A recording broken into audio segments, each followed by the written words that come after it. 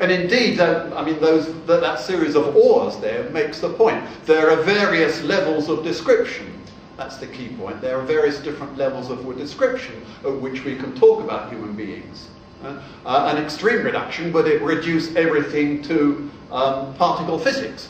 But of course, particle physics isn't the only way, even in which scientific descriptions of human beings can be formulated. The language of biology is not reducible to the language of particle physics in the sense that it can just be eliminated.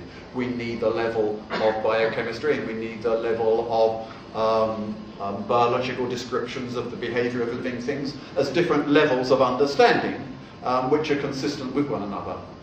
So greedy reduction, which says that only one level of understanding is appropriate and all the rest can just be reduced to that and therefore eliminated, that's a crazy kind of reductionism, and the blind reductionism is one that's just obviously true but innocuous.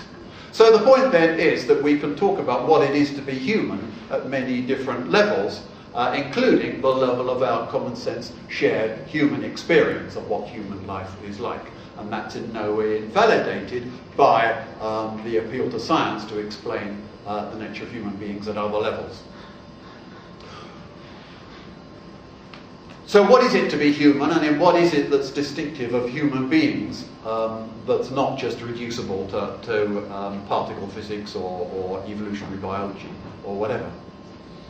The standard answer to that question, and one that I'd want to give, is something like, it's our possession of consciousness that makes us distinctively human. Consciousness in a rather specific sense, not just in the sense of mere awareness of our environment, which is something that we share with other living things, but consciousness in the sense of the capacity to reflect on our experience, the capacity to stand back from immediate stimuli rather than just react to them in the way in which at least the lower animal species do, our capacity to stand back from our experience, to stand back from our own activity and to reflect on it and to assess it, to make decisions and choices, to formulate theories about the world around us, to take responsibility for our actions and to act, in an important sense, to act freely, rather than just being conditioned to act in certain ways to behave in certain ways by our immediate causal environment. And the humanist, for me, the humanist view of human beings emphasises strongly those distinctive features of what it is to be human.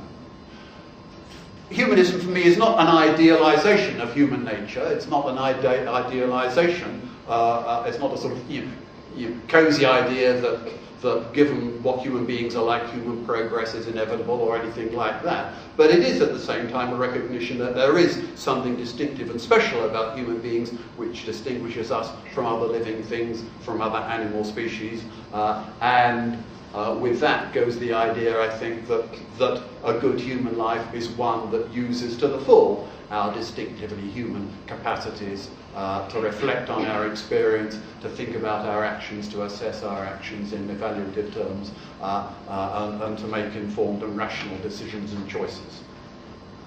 What I also want to emphasise is that way of thinking about what's special and distinctive about human beings doesn't depend upon the idea that there is that those special features of human beings are the capacities of a sort of disembodied non-physical mind, or an immortal soul, or an immaterial spirit.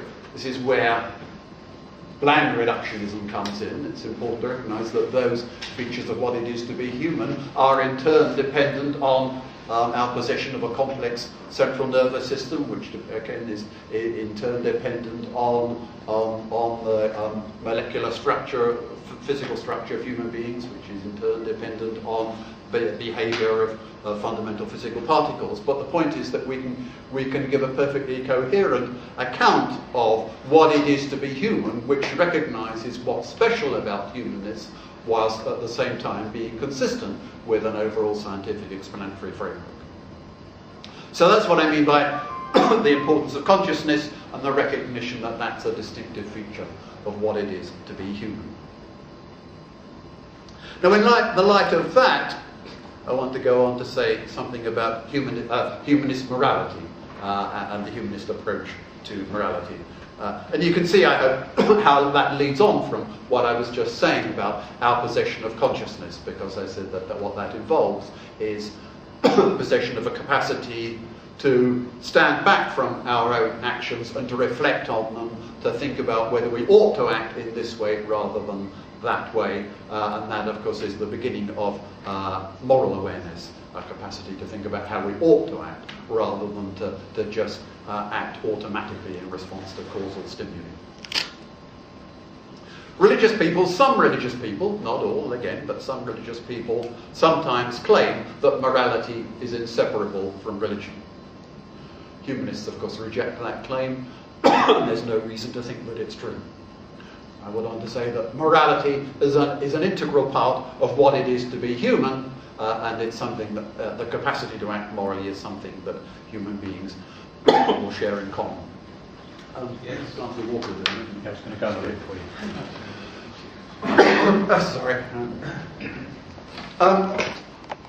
One ground which is sometimes given for thinking that humanists can't really give a coherent account of morality, this leads us back to the issue of reductionism again, is that people sometimes say, well, if you think we're just products of an evolutionary process and the mechanism of the survival of the fittest, then that doesn't that commit you to the view that human beings really are inherently selfish, self-interested, and isn't that inconsistent with the capacity for moral behaviour?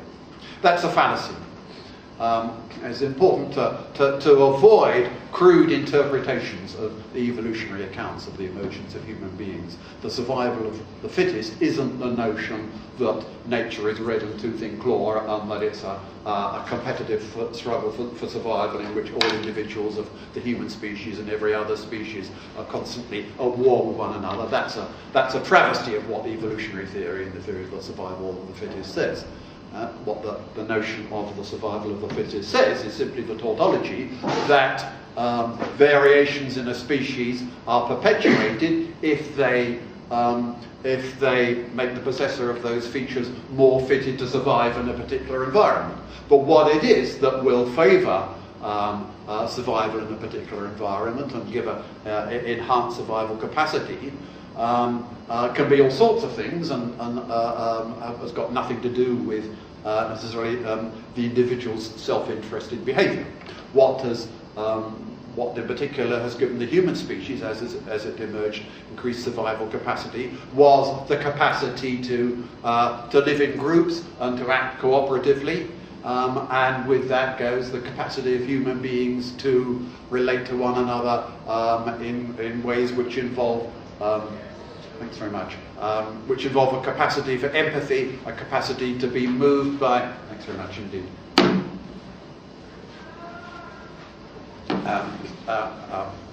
Human beings have evolved as social beings, and with that, as I say, goes a capacity to respond to one another, to be moved by one another's sufferings, to empathise with one another's sufferings, and to act on the basis of that empathy. And that's the starting point for our moral awareness. It's not the whole of morality, but it's the starting point for it. And we can perfectly well make sense of that in evolutionary terms. I don't think that evolutionary theory can actually tell us much very positive about morality. Some people suppose that it does. Some people suppose you can somehow read off a humanist morality from evolutionary theory. I think that's too simple. I don't think that's the way it works. But what evolutionary theory can do is to remove any puzzles about how moral awareness and moral behaviour is possible. Evolutionary theory can give a perfectly good account of how it is that the human species has evolved with those distinctive capacities. Our capacity for empathy, and with that, as I said, our capacity for reflective consciousness and rational thought. Evolutionary theory can give a perfectly plausible account of how we come to have those capacities which make morality possible. It can explain the preconditions of morality. The positive account that I want to go on to give of a humanist morality emphasises centrally the idea of shared human values. If our capacity for morality is part of what it is to be human, then one would expect, and one in fact finds, that the basic moral values are ones that are shared by human beings across different cultures and across different belief systems, religious and non-religious. And that's where it's important to recognise, I think, the common ground that's common to humanists and, I would say, the major world religions. I'll come back to that a bit in a moment. But it does seem to me that the shared human values of care and compassion, of cooperation and human solidarity, the notion of love for one's neighbour, if you like, the values of fairness and justice, values of honesty and loyalty, those are shared human values which you'll find in some form or other. Of course, there's cultural variations, but you'll find them in some form or other in every human culture and every human belief system.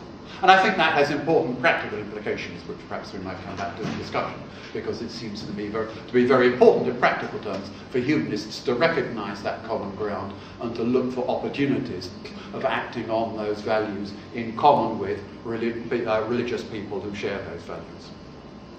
Now, the question then obviously arises, if I'm going to emphasise that idea of shared human values in that sort of way, how is it then that you get such deep moral conflicts, and how is it that, not always, but quite often, those moral conflicts that break down along the lines of conflicts between religious and secular moralities? And the answer I want to give to that is that although I think the core of all religious moralities is those shared human values which any human society is going to need, values of care and compassion and cooperation and honesty and so on, typically religious moralities, it seems to me, are a mishmash. They're a combination of those shared human values, but which exist alongside irrational ties to tradition and authority of a kind that are not rationally defensible. And obvious examples come to mind. Indeed, we've had an allusion to some of them at the introduction to the meeting today. But before we get on to the Catholics, let's take the example of the dreadful mess that the Church of England seems to have got itself into on some of these things, on issues of its attitude to gays and its attitude to women. Attitudes which are typically defended by appeal to scriptural texts, you know, the famous text in Leviticus which says that a man should not lie with a man, and that is an abomination. Many Christians use that as their ground for saying that therefore homosexuality is immoral. Likewise, various texts in St. Paul about the inferiority of women.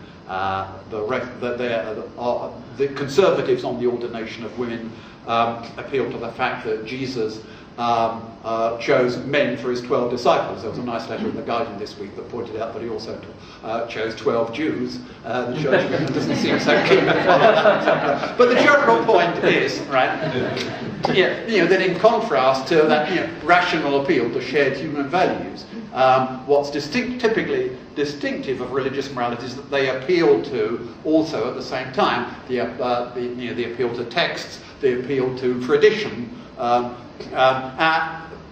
I want to argue not just from a humanist point of view, but from the point of view of within religious belief itself, that actually that kind of appeal makes no sense and doesn't stand up. For example, the text in Leviticus that condemns homosexuality is immediately followed by the requirement that you should stone to death homosexuals. Well, fortunately, members of the Church of England don't follow that injunction, but why not? Why don't they follow the injunction that it's okay to make slaves?